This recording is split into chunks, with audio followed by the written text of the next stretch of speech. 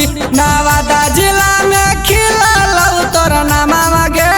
छौड़ी तरतिया कर्मी कमावा भोर नमावा होतौ गे छौड़ी तरतिया कर्मी कमावा भोर नमावा होतौ गे छौड़ी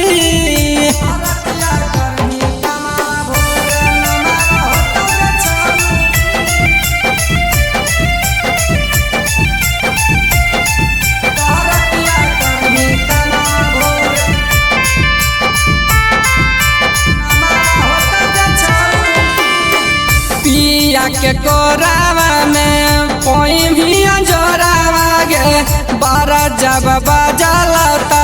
होई गेल भोरावा गे पिया के कोरावा में कोई भी अंजोरावा गे बारा जब बजलता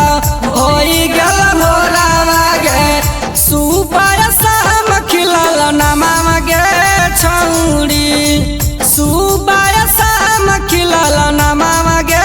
छौड़ी तरतिया कर्मी कमावा भोर नमावा होतौ गे छौड़ी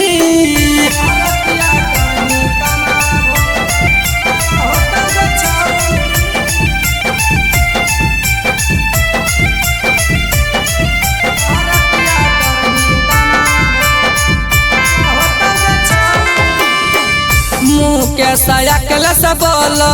हक सच बतिया गे बारा जब बजलता तो वो हक छतिया गे रंजित संजित बोलो हक सच बतिया गे बारा जब बजलता तो वो हक छतिया गे एक बेर बुझतौ नहीं बतिया गे छौड़ी एक बेर बुझतौ नहीं बतिया गे